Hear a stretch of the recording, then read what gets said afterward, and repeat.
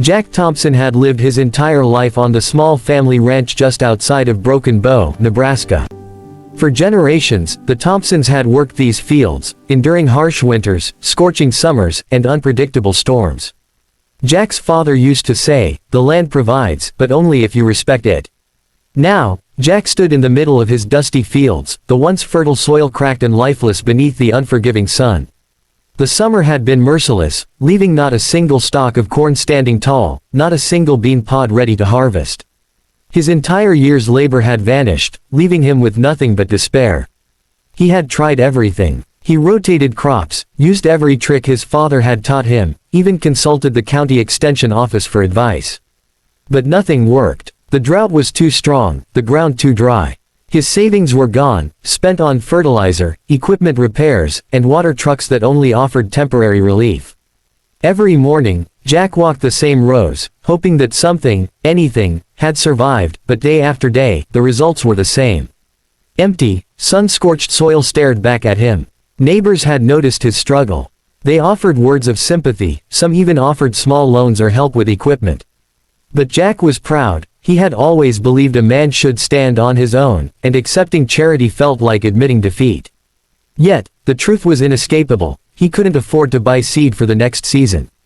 Without planting again, the ranch would fail completely, and he feared losing the land his family had cherished for decades.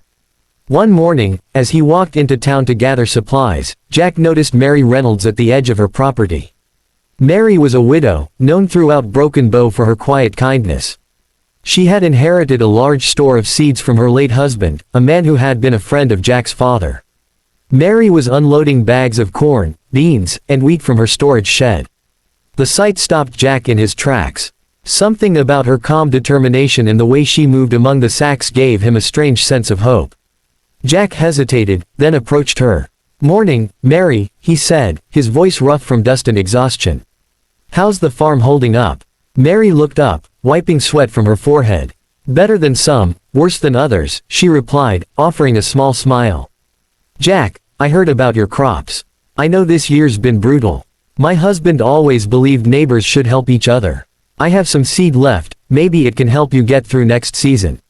Jack blinked. His pride fought with the overwhelming sense of relief. He had prepared himself to face bankruptcy, to lose the ranch, yet here was Mary, offering a lifeline.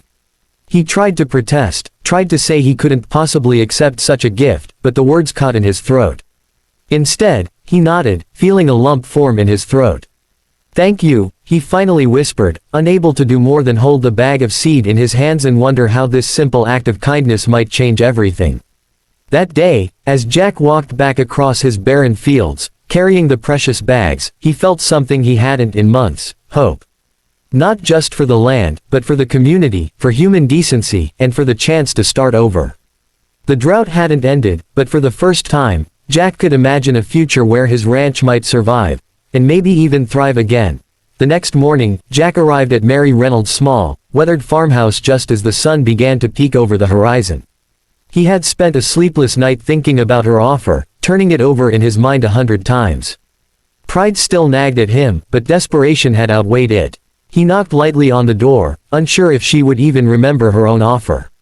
Mary opened the door with a warm smile, her hands dusted with the remnants of the previous day's work. "Jack," she said, her voice calm but firm, "I wasn't kidding yesterday. Take whatever you need. Don't worry about paying me back. Your family's ranch means too much to let it fail." Jack hesitated, looking past her into the small storage shed where dozens of burlap sacks of seeds were stacked neatly. Each one represented months of careful saving and preparation. "Mary, I don't know what to say," he admitted, his voice tight with emotion. "I've never been good at accepting help. But, thank you. I can't tell you how much this means to me." Mary placed a gentle hand on his shoulder. "Jack, your family helped this town grow long before me. It's not charity, it's neighbors helping neighbors.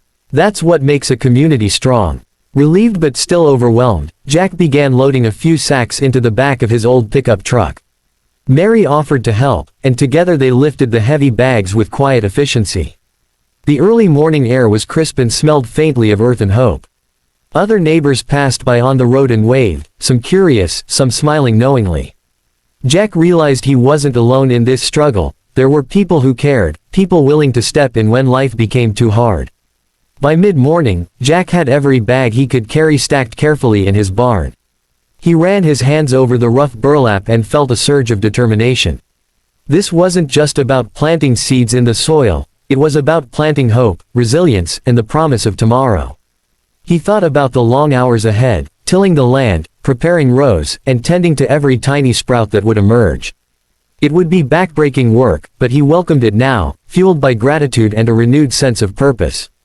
That evening, as the sun dipped low, Jack stood on the edge of his fields, surveying the barren earth. The bags of seed in his barn felt like treasures, each one a second chance.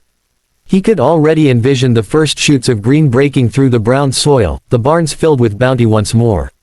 He thought of Mary, the widow who had given without asking for anything in return, and felt a profound sense of responsibility. Her gift wasn't just seed, it was a lesson in generosity, a reminder that even in the harshest drought, kindness could make the land bloom.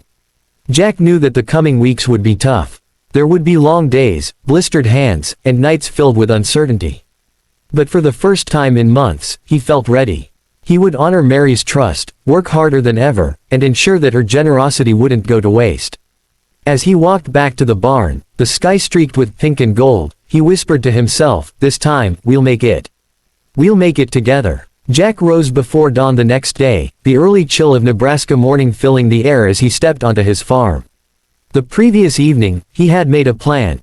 Every seed Mary had given him would be planted carefully, row by row, with attention and care he hadn't felt in months. The memory of the cracked, barren fields haunted him, but now there was a glimmer of hope pushing him forward. He hooked up his old tractor, checked the plow, and began turning the soil, each pass breaking up the hard earth like opening a fresh page. Neighbors began to notice Jack working tirelessly.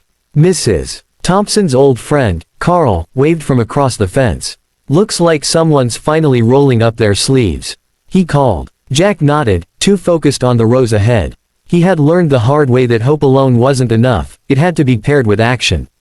And action meant long, exhausting days spent under the sun, hands raw from handling the soil, and back aching from the relentless work. The planting process took nearly a week.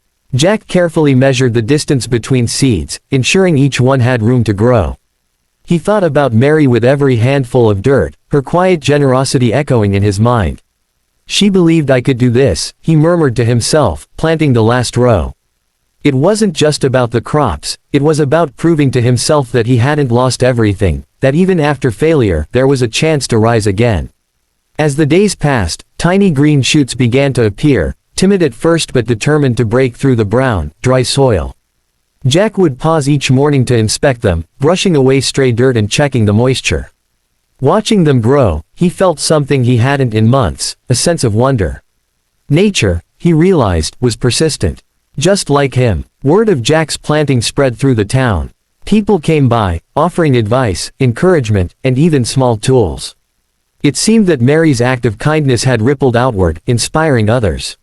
Neighbors who had once been distant now stopped by to chat, share stories, or lend a hand. For the first time in a long while, Jack felt part of a community again, reminded that survival wasn't meant to be a lonely endeavor. By midsummer, the fields had transformed. Rows of green stretched across the land, waving gently in the breeze like a promise of life. Jack couldn't help but smile as he surveyed the progress. He thought about the months of struggle that had led to this moment, the failed harvest, the hopeless days, and the unexpected generosity of a neighbor who had restored his faith.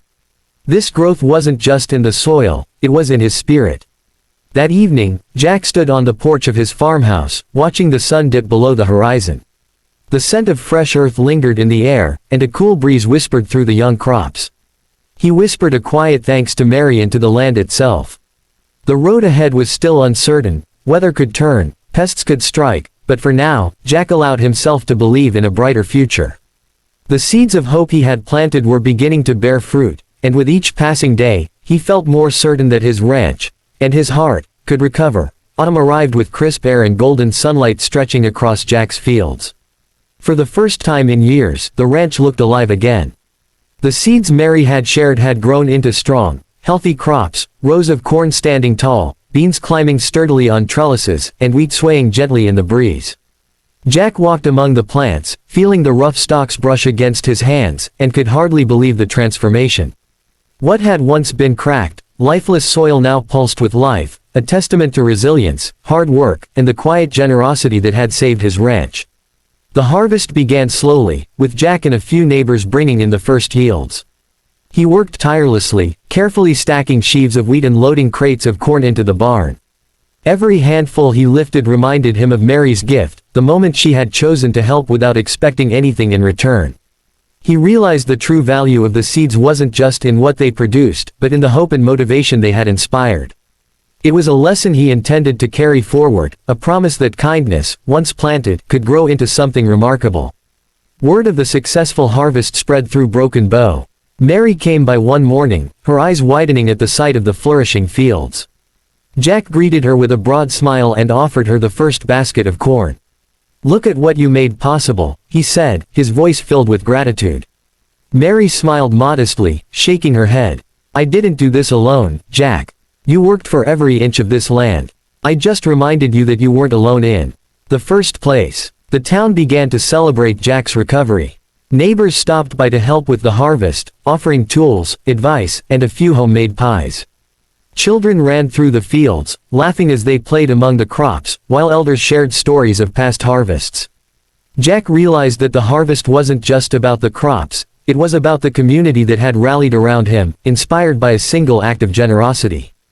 The ranch had been saved, yes, but more importantly, Jack had been reminded of the enduring human spirit, of how people could lift each other in times of need. As the last crate was stored in the barn, Jack stood on the porch of his farmhouse, looking over the fields bathed in the warm glow of sunset. He felt a deep sense of peace. The struggles of the previous year, the failed harvest, the fear of losing everything, felt like a distant memory.